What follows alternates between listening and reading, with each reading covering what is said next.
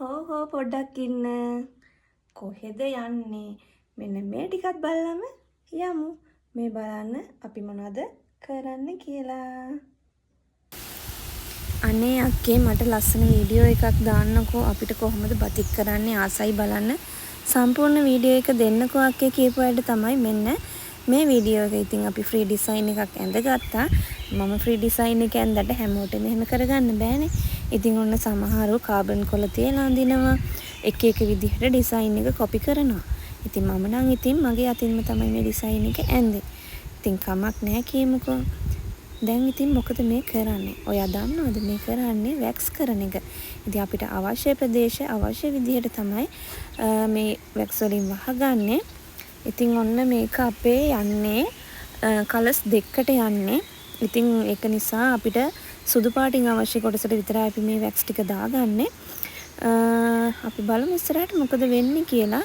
මොකද මේකට මට golden yellow දාන්න ඕනේ. දාලා ඉවරලා maroon color එක දාන්න ඕනේ.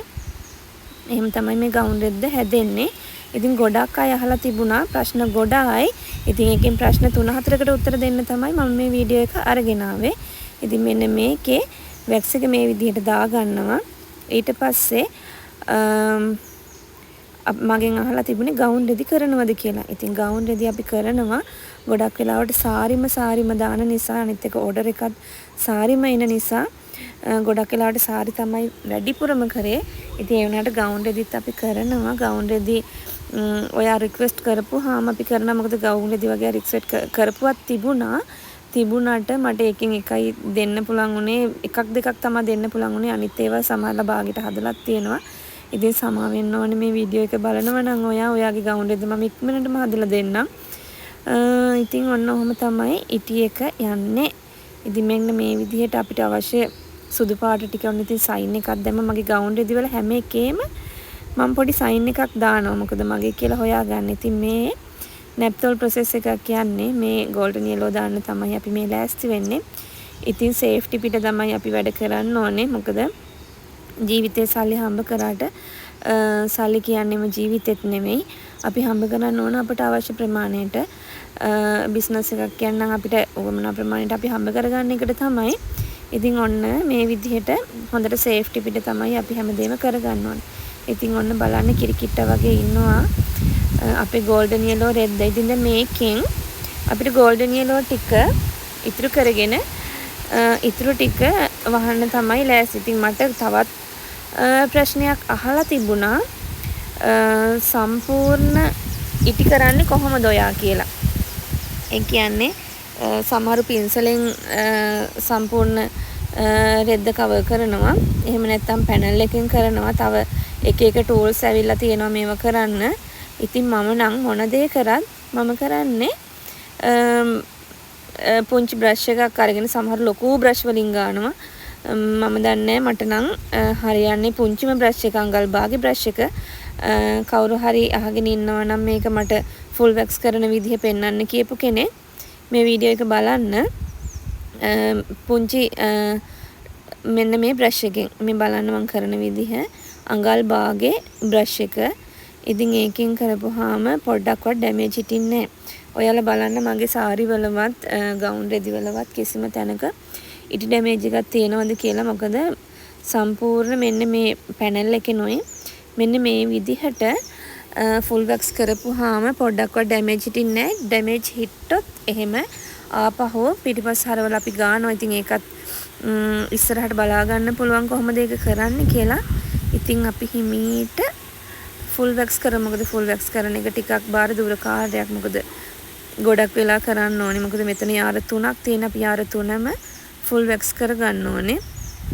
ඉතින් පරිස්සමට මේ ලයින්ස් වල ගන්න ඕනේ. ඊට පස්සේ තමයි අපි හිතේ හැටියට අත දිගෑරලා මේ බ්‍රෂ් එකෙන් ගාගන්නේ. ඉතින් බලන්න හරි ලස්සනට ඔයාලට පේනවා ඇති පොඩ්ඩක්වත් ඩැමේජ් වෙන්නේ නැහැ. සූම් කරලා හරි බලන්න ඩැමේජ් තියෙනවද කියලා.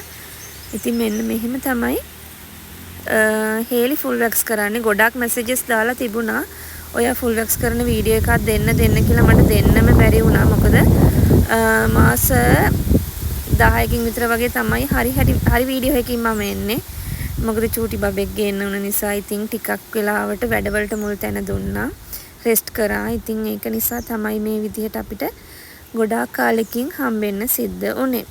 ඉතින් බලන්න හරි පරිස්සමට තමයි මේ වැඩේ කරගන්න ඕනේ.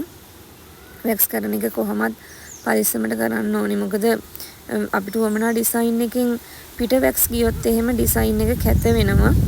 ඒක නිසා හොඳ සිහි කල්පනාවෙන් යුතුව කරන්න ඕන දෙයක් තමයි මේ ඉටි කරන එක. බලන්න හරියම පරිස්සමට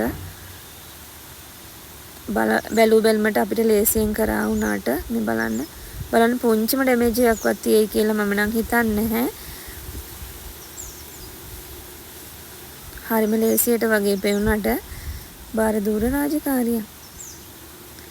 ඉතින් බලන්න පුංචිම කොටසක්වත් අපි තියන්නේ නැතිව මෙන්න මෙහෙම තමයි මේ කරන්නේ.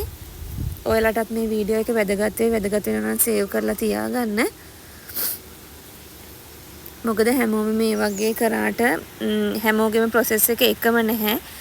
එක එක අය කරන විදිහ වෙනස්. මොකද මෙන්න මේ විදිහට තමයි මම නම් කරන්නේ. බලන්න මට නම් හරිම පහසුයි මෙන්න මේක. ලොකු පැනල් එකක් අරගෙන ගාගෙන යන එක. ඉතින් අපි වැඩේ අවසානට ළඟයි. ඉතින් බලමු ඊට පස්සේ අනිත් පිට හරවලා කොහොමද අපි ඊතුරු ඩැමේජ් ටිකක් වහගන්නේ කියලා. ඔන්න තියෙන බලන්න චූටි ඩැමේජ් ටිකක් තමයි තියෙන්නේ. ඉතින් බලන්න මේක හරියම ලේසි මෙහෙම කරපුවා. මොකද දෙපාර තුන් පාර ගන්න ඕනේ නැහැ. මේ චූටි තැන් තියෙන. ඉතින් අපි දැන් ලෑස්ති වෙන්නේ මොනවාද මේ දාන්නේ? මෙරුන් කලර් එක දාන්න තමයි අපි මේ ලෑස්ති වෙන්නේ. ඉතින් ඔන්න නැප්තෝල් ප්‍රොසෙස් එක හදා ගන්නවා අපි. යුද්ධයට යන්නයි සූදානම. මතක තියාගන්න හැමෝම safety first. අපිට සල්ලි හම්බ කරන්න පුළුවන්. ඒත් අපිට ජීවිතය කියන දේ ලොකු කාලයක් තියෙන එකක් නෙමෙයි. අපි ඒක පරිස්සම් කරගන්න ඕනේ. අනිත් එක තමයි මේ විදිහට අපි safety වුණා කියන්නේ අපේ ඇඟත් පරිස්සම් වෙනවා. හරිම පිළිවෙලකට වැඩේ කරගත්තම අපිත් සතුටින් ඔයාලත් සතුටින්. ඉතින් බලන්න මෙරුන් කලර් එක දැම්මා.